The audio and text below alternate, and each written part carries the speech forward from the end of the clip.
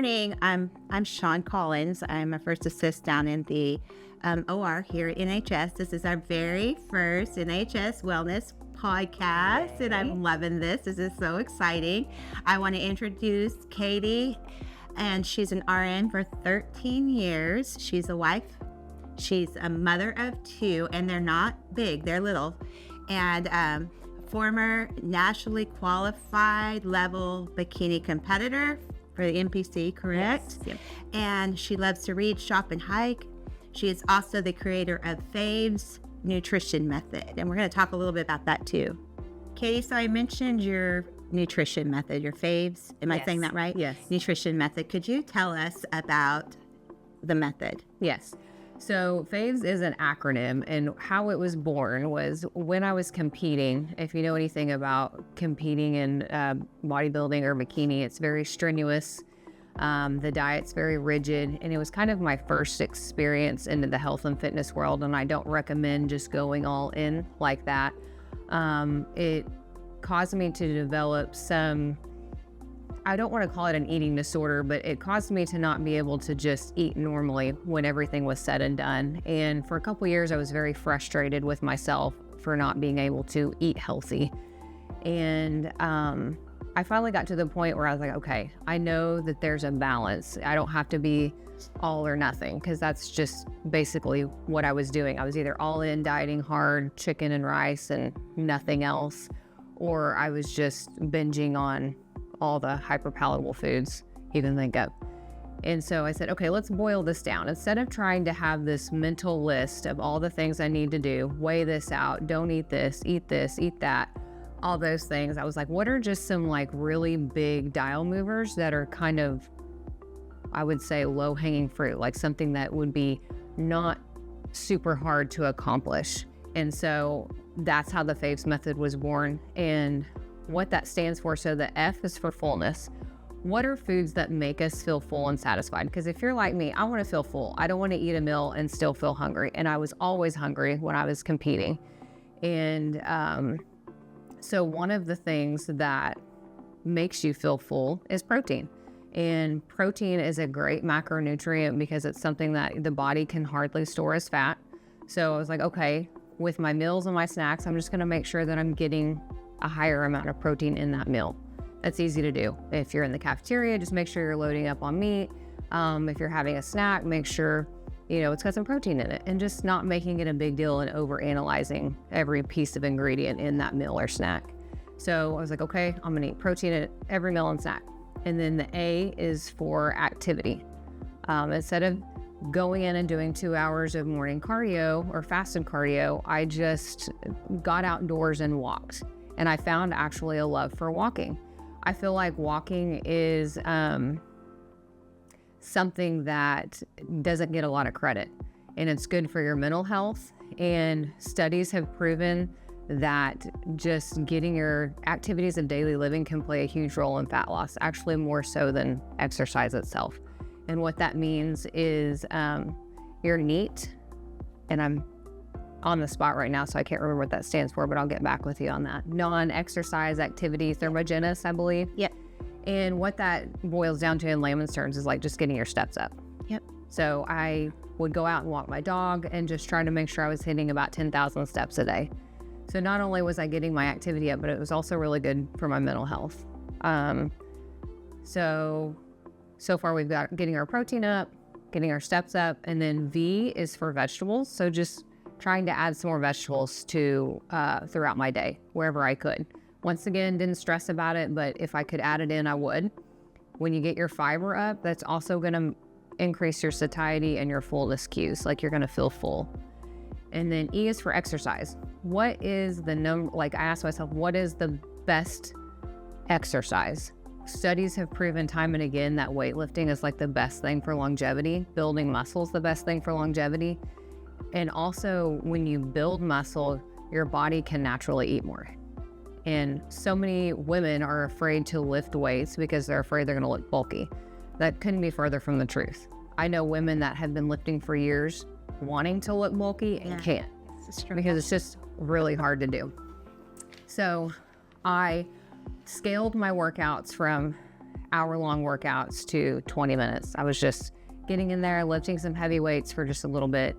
When you are lifting weights and you feel that burn in your muscle, your body starts releasing fat burning hormones. So that's kind of a cool fact. So I was like, okay, I'm going to lift weights, at least 3 days a week. And I'm not going to stay in the gym for an hour, be there 20 minutes, get in and get out. And then S. So it started out as sleep, but then I decided, for me at that time, self-compassion was probably trumped sleep at that time for me in my life, because I was really bad at like berating myself for not being perfect, berating myself for eating a cookie. And I was like, you know what? You can't hate yourself skinny. I've tried to, have a negative self-talk and, shame myself for indulging in a cookie or a latte. And it didn't change my weight, it didn't change how I looked. So I was like, how about instead of berating myself, I'm just going to be like, I had a cookie, and then move on and not let it turn into 25 cookies, because in the past it did. So yeah, that's the Faves nutrition method. And I know that was kind of a long summary, but broken down, I think people try to do way too much at one time. And I used to actually work with girls, and how we would do is we would tackle one letter a month. So like the first month, we would look at what they were already doing and accomplishing, kind of meeting them where they were at. Some ladies were already doing some of those things. So I was like, let's try to really hone that one in you're getting good at, like you're already good at, and let's build on that. So that's funny that you would say that you met them where they were at. I think that's important, that you meet meet them where they're at, because some people are, they overeat, they're binge eaters because of emotional things like that. And there's some that, okay, so we're exercising. My workouts are hard, but they want to get into exercise. And so like my two new girls, I started them with it's a push-pull 3 days a week. They're in and they're out, and then they choose their cardio, and they're loving it.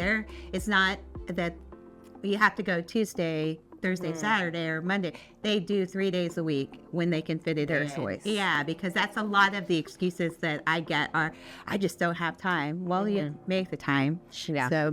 So what ignited your passion for creating the Faves Nutrition? I'm going to have to say it was competing. I had just developed some really negative habits and had some really high expectations for myself. And when you compete, you get down to single-digit body fat. And then when you start eating a little more, your body starts putting on more fat. And you kind of end up with like body dysmorphia, because you see yourself as overweight when really you're not. You're just starting to look healthy. Normal again. But in your brain, you're like, I need that level of fitness. And that's kind of the bar you have for yourself. And I couldn't continue to meet that level. And so I was really feeling self-defeated, like I just wasn't good enough and couldn't measure up. And I would try during the week to stick to that regimen, and then by Thursday and Friday, I'm like eating everything. And it was just this constant cycle back and forth. And I was like, okay, something's got to give. Let's break down. I'm sure everybody watching this can give me a list of all the things they think they should be doing. And there's so much diet advice out there, and, you can just get lost in it. So I was like, let's go back to science. Let's go back to what we know that's been around for years, and let's figure out what is that low-hanging fruit. What's something that's going to be easy for me to do every day? It's going to be easy for me to add some more meat to my plate or have an extra protein shake. It's going to be easy for me to get out and go for a walk with my dog. It's going to be easy for me to grab a 20-minute workout a couple of days a week versus, mind you, we're going back from I was doing 2 hours cardio a day, 1 hour of lifting a day, barely eating anything. So to me, this method was easier for me to, instead of trying to do 3-hour workouts a day and eat chicken and rice every couple hours, And then I feel like this method can accommodate most women. I think most women have a graveyard of diets that they've all done. And I always ask, what went well for you in the past? Like, what made you successful? And let's kind of build on that, like I was saying earlier. It's just really a good starting point for people. And especially for moms who are busy juggling life and work and kids, these are things that you can do on the run and add value to your life. So you're a nurse, you're a mom, you're a wife, you are, do a lot for your church and stuff. So how do you maintain being? What inspires you to stay fit? What inspires you to stay healthy? And how do you maintain that? Because as a nurse alone, medical professionals, our stress level is up to here. So how do you fit that in and how do you maintain it? That's a really good question. So a couple of things that inspire me is being a nurse. I see people extremely at their worst. A lot of it is stuff that they can't help, but then some of it too is stuff that they can help. And I was just having a conversation with my husband this morning. He's extremely disciplined and very fit. And I was talking to him. A lot of people hear the saying, enjoy the process, don't focus on the outcome. And so I asked him what that statement meant to him this morning. And he said, it was really powerful. And he said, I just imagine the man that I want to be and what does that man do? And I do that every day. Because I'm like, you've already reached the outcome. So like, how do you maintain it? Right. And I just thought that was so powerful. He's like, yes, I've met, and another thing that he said too is like, I've gone after the thing so many times and achieved the thing that now I'm just like, who's the man I want to be and what does that man do every day? So I kind of feel like I've done that subconsciously. Like, who is the woman that I want to be? Who's the mom that I want to be? And what does she do every day? Oh, I love that. That's good. That's good. Yeah, it's really good. It helps you because I've always been, and I was telling him this, very outcome based. And I think that's why I struggled after competing. It was like, if I don't have a show to get ready for, what's the point? And as I've gotten older, I've realized longevity is the point for me. I lost my grandma. She was 55. She died of breast cancer. She smoked like a train. She chugged Pepsi all day. She didn't eat nutritious foods. My kids, I want to be able to keep up with them. My son is 7 and can run faster than me. So that's a new motivation to stay fit. And yeah, I think and how I do it all is it kind of goes back to that phase method. I don't set super high expectations.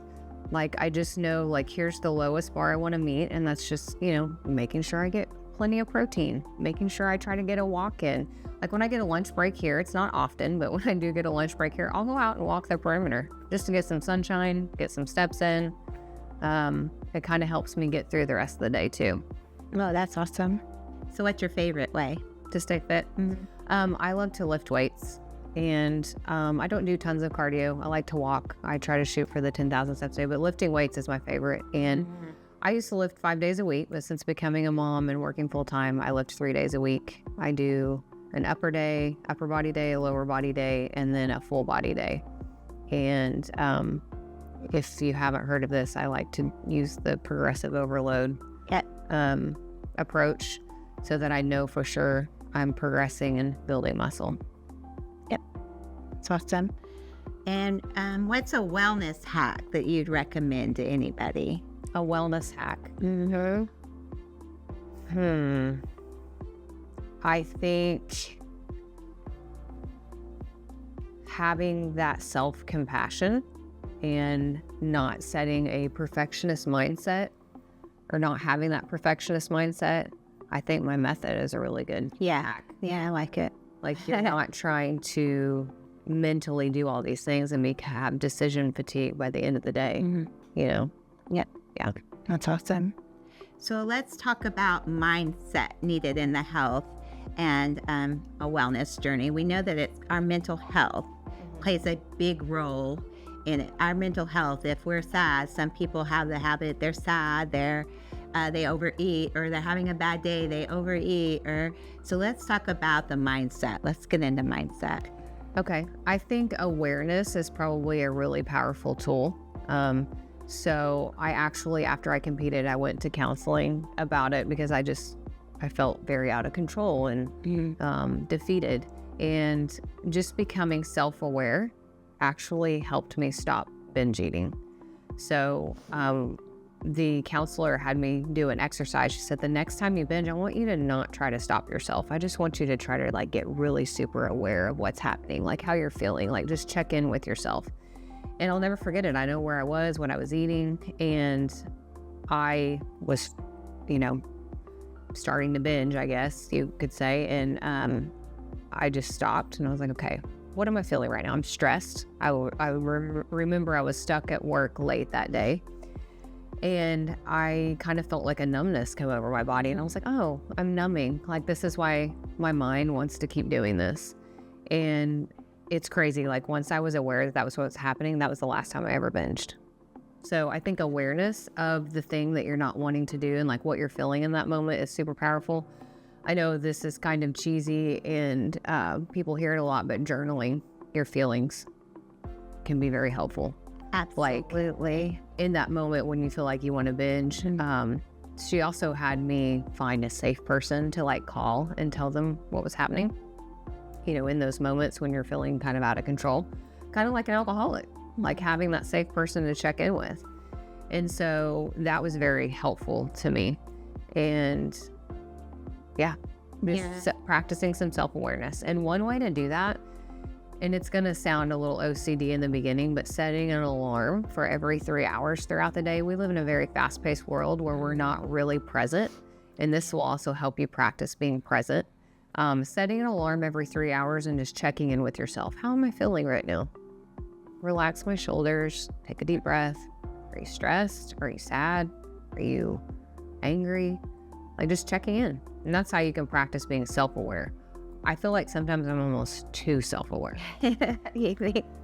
So, practicing self-awareness would be a good start. Yeah. To getting a healthier mindset. So our mindset, how does a positive mindset affect your journey, your health and wellness? Well, we can go back to when I was competing and having an outcome-based approach. In life, you're going to meet the outcome, and it's kind of going to be like, all right, is this it? So I think going back to like enjoying the process and having goals that are long-term, like I'm working out because I want to live a long time and be around for my kids, not because, and there's nothing wrong with like, hey, I want to look good next summer, but that mindset doesn't really promote long-term success. Right. Having a negative mindset around working out and eating right, but I have an idea in my head and I'm trying to think how to put it into words. I'll have to come back to that. But I think just not having the physical goal and having more of a longevity goal. Having your why, like your kids, your health, you have people to live for, you want to travel, like having those kind of goals help you stick with it long term. And back to the whole, you can't hate yourself skinny. Like, I've tried it. You can't have a negative self-talk and expect success long term. Because even in the best shape of my life, I wasn't mentally okay. I think mental health is everything. Yeah, I find in the gym that I go because I like muscles, but I also know if I'm having a bad day, I can release it with, I'll go heavier weights or whatever I need to do. The emotions, it keeps my mental health in check. Yes, it does. Like, choosing to do hard things prepares you for hard things that happen in life. Yeah. And I know what I was going to say now. Like, people have this attitude of, oh, I have to go work out. You don't have to. You get to. I get to. I get to work out. I get to move my body. There's some people out there that can't do what we do. And it's a blessing to be able to go work out or eat. It really is. Yeah. It really is that we can get out there. We can go walk without a wheelchair or someone pushing us or without a walker, or, without it hurting because of, being in the gym or doing cardio or just taking 10,000 steps makes the difference. Making that not just your 10,000 steps that you do house cleaning or something, but making that, a priority. Okay, I'm going to get 10,000 extra steps in today or whatever, or 5,000 steps other than cleaning my house. You know, I'm going to go outside. Yeah. You know, outside was going outside in the sunshine, just outside breathing fresh air does something to your mindset also. It really does. It's a healing. I love the post that's been going around social media for a while where it says being overweight is hard. Working out at 5 a.m. is hard. I just feel like you get to choose your heart. That's a good way to look at it. And going back to, you know, choosing to do hard things helps prepare you in life for actual hard things. Yeah. Stress does terrible things to the body. So let's talk a little bit about your mindset when it comes to stress. I love talking about stress. It's terrible things. Graves' disease. One of the things, I actually learned this in church. Our pastor taught us about margins and setting margins in your life. I think as parents, and I'm probably going to get some shade for this, we want, and I'm speaking as a parent of young kids, and I have a husband and we both work, is we want to enroll our kids in all of these things. And this, I'm just using this as an example. And then you're constantly running and gunning. And so there's never really time for you to breathe because you're going to work and then you're running to all the practices. And my husband and I have made this agreement that we're just going to do like one thing at a time. And even that has kind of felt chaotic. So I can't imagine doing like more than one sport with a child. So that is one way we have said we're going to build in margin. What I mean by margin is it's good and we should try to work in some downtime in our life, some time when we don't have anything to do, where we can just like sit on the couch or sit on your back porch and just breathe. I think technology has really done a number on us as far as like constantly having the phone glued to our face. Like, I don't think we would know what to do with ourselves just to sit on the couch and not do anything. And I try to do that in the mornings. I'll read a few scripture in the morning and then I'll put everything away and then I'll just sit there and might pray or just think. I think in today's society, we don't give ourselves that free space to just think and wonder in our minds. And I think that plays a huge role in stress.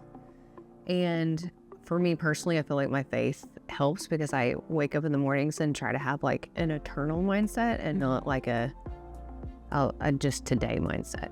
Like my mind's constantly thinking about eternity. And so Good stuff. So how do we cultivate a healthy mindset? Cultivating healthy mindset. I think like what I was just saying, maybe waking up 15 minutes early in the morning and just not grabbing the phone. I'm guilty of it too. I have to make a conscious decision to hide it. To hide it from myself. Yes, it's addicting. I'm serious. Yeah. I also think for me, having an eternal mindset as well, you know, does this thing really matter? And I think life experience helps you have a better mindset. Like going through hard things, like you're just like, well, at least this isn't happening. You know, I've been through that. I can handle this. As I've aged, even my coworkers can tell you, I've worked here for like 13 years and old Katie was a lot more stressed out and high strung.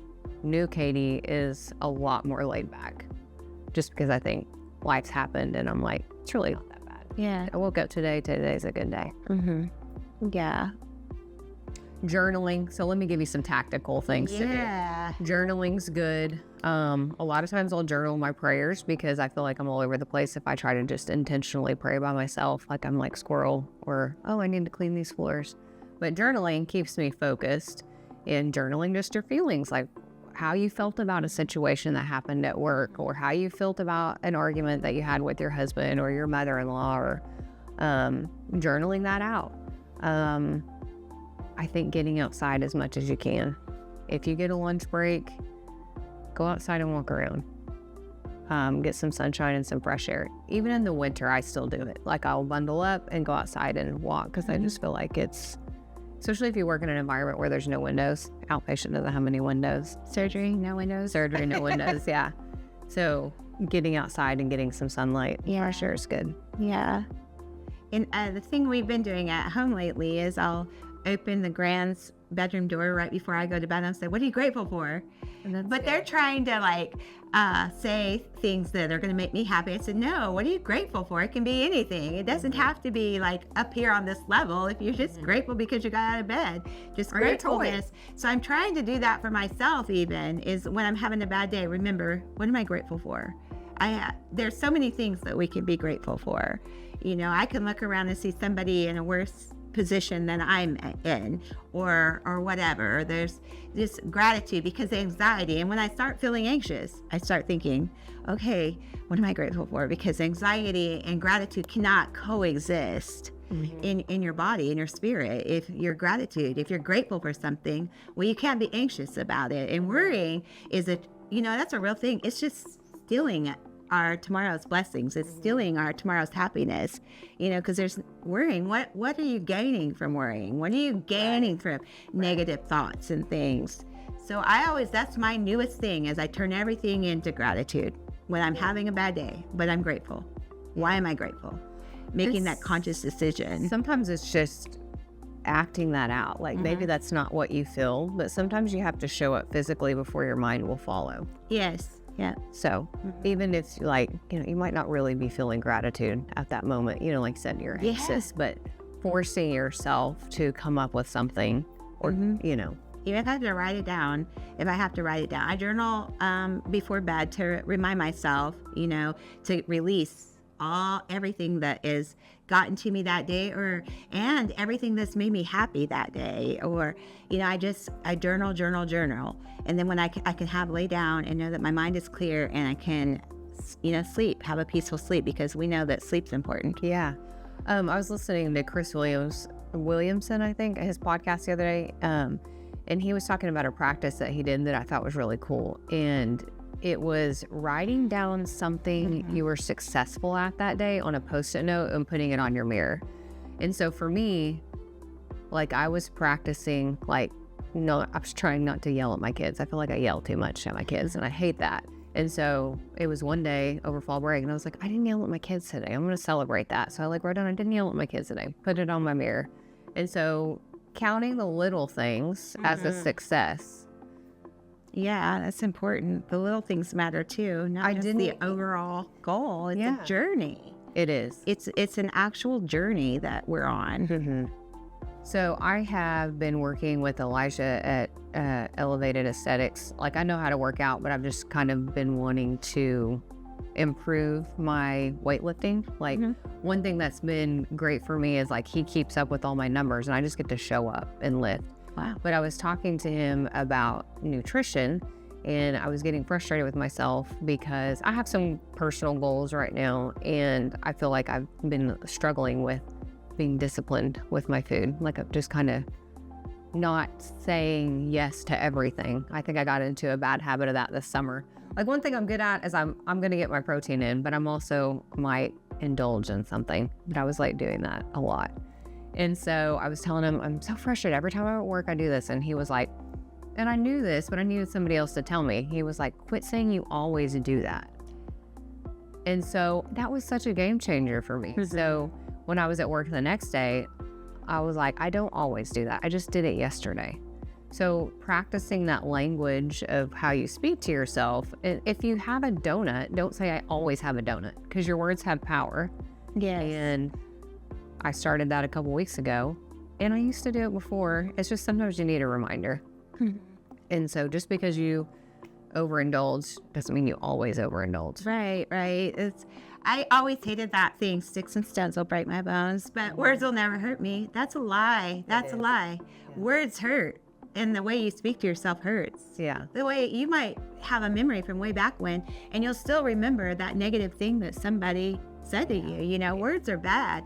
So it's important that you speak good things to yourself, good things over yourself, even when you've what we call a fail. Yeah. It's not that we always fail. I just did it today. Yeah. I just did it in that moment. Right. And it's one cookie. Yeah. or whatever. I think it goes back to self-awareness too, and sometimes having those positive people around you to help you be self-aware. Yeah, you need a good support group sometimes. You need a trusted person that you can release that negative, just that they'll listen. They don't have to say anything, but they'll listen. You do need a good support system. Yeah. So I just wanted to reiterate what you said that your husband said in closing today, because I did find that very, very powerful. So in closing, would you talk about that one more time? So I asked him this morning about, because like I said, I've realized that over life, like I'm very much an outcome-based goal setter. Probably why I've been living it up the last few months, because I don't really have a goal. Like, where am I? Like, I'm not working towards a competition or, whatever. Yeah. And he had just said, I've set goals, I've reached those goals, and it was great. But I mean, now I'm just focused on, I guess he was talking about like when you've arrived. Like, I always make it sound like, oh, when I arrive, it's going to be great. When really, that's not the fun part. It's the part that you were working. The fun part is like when we talk about my competitions, like the fun part was when I was working up towards the competition. It wasn't the competition itself. Like, he and I have a lot of great memories of my training then. And basically what he was saying is I think about the man that I want to be, and I do what that man does.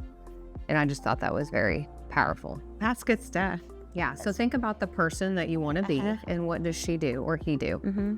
And I always tell, like my clients, I would tell them, I tell them to visualize. Yeah. See that person. If you can see that person in your head that you want to achieve, then you can see it, you can do it. Yeah. So I think that's important, to visualize and see that person that you want to be and make the steps to become that person. Baby steps. The baby starts out by crawling, then he starts walking, then they start running and jumping and doing all the hard things. So we're just going to, baby steps, setting smart goals. Right. Yeah. It doesn't happen overnight. It's a journey. Yeah. You never, just like with bodybuilding, it's bodybuilding, not body built. Yeah. It's bodybuilding because you're building. You're constantly building. Yeah. So yeah, that's good stuff. Yeah.